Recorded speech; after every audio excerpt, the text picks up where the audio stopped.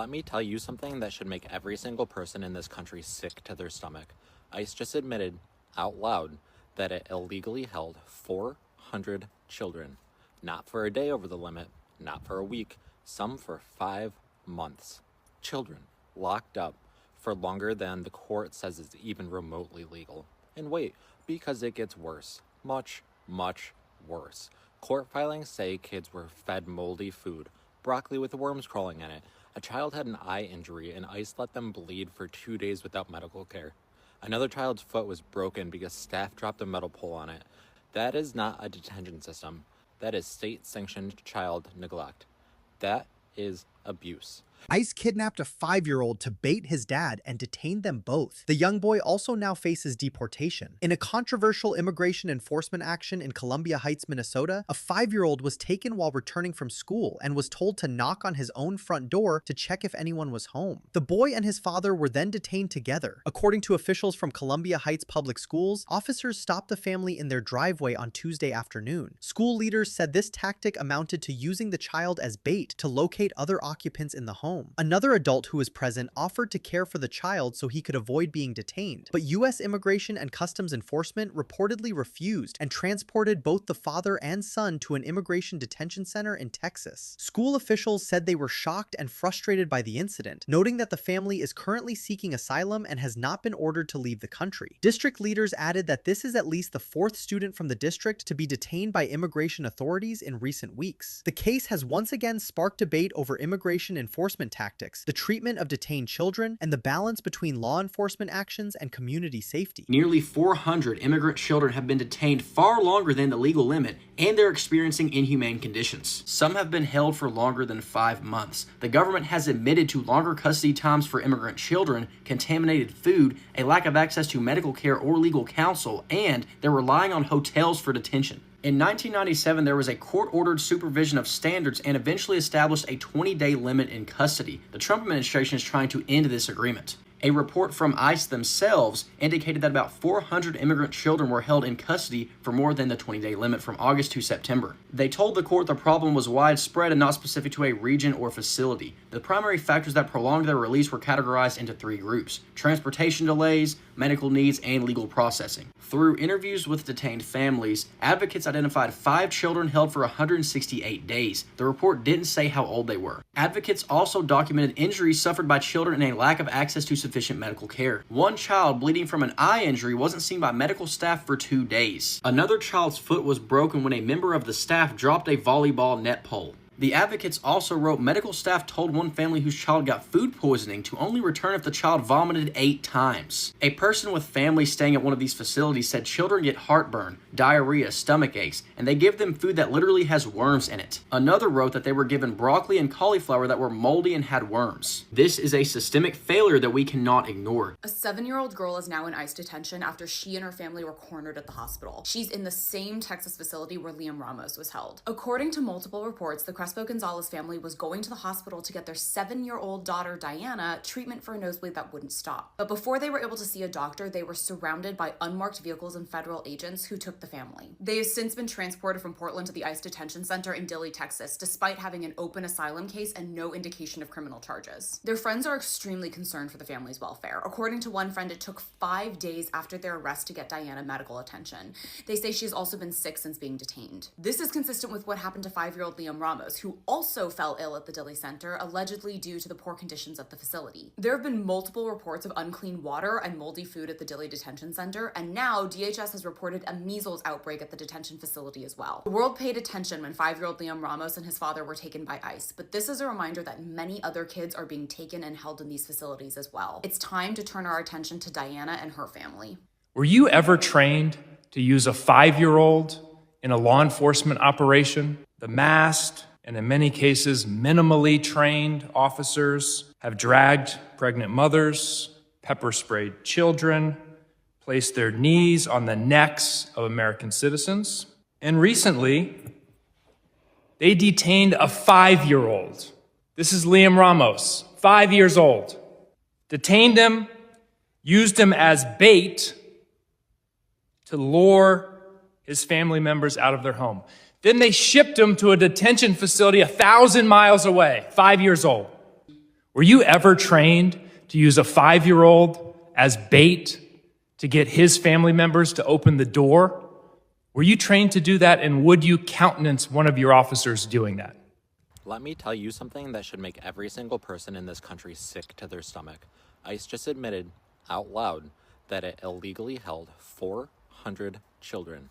Not for a day over the limit, not for a week, some for 5 months. Children locked up for longer than the court says is even remotely legal. And wait, because it gets worse. Much, much worse.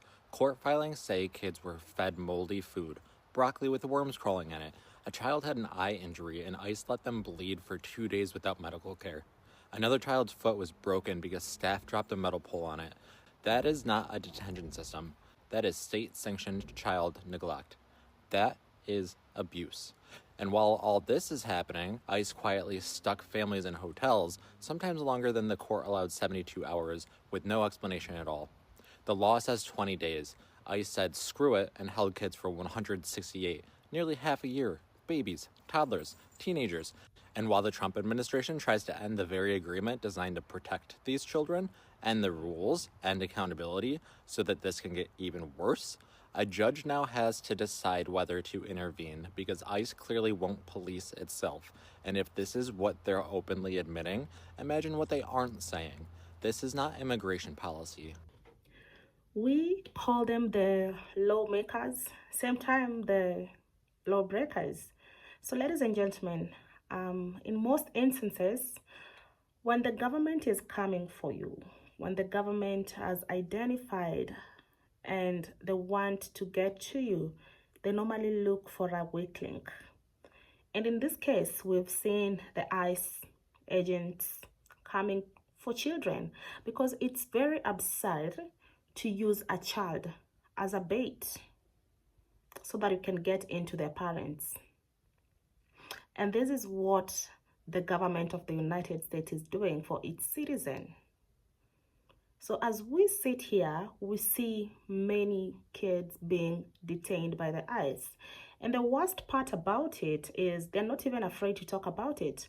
Because tell me why a 50, 30, 40-year-old somebody would stop a child who is going to the school and start searching them in a way that is harassing them. Because tell me, what does a child know? Tell me, what does a 9-year-old child knows about immigration rules? Or even to begin with, does the child know if, for instance, maybe if the parents were illegally in the country, what does that child know? So in most cases, I feel like the system has failed the common person. The system has failed its citizens because we have institutions that do protect the human rights. We have institutions that do protect the children's rights. If the law was very active and very vocal about that, we wouldn't be experiencing this. It's so absurd when you take your child to the school, when you take your child to the daycare, you're out there, you're working, and then all of a sudden your child is missing. And the people who are supposed to protect those children, the people who are supposed to protect you, they're the same people who are, that is an abuse. There's no far links between abduction and detaining. Because tell me, you're abducting a child for what? Even if, let's say, for example, you are looking for answers, what answers will these children give you?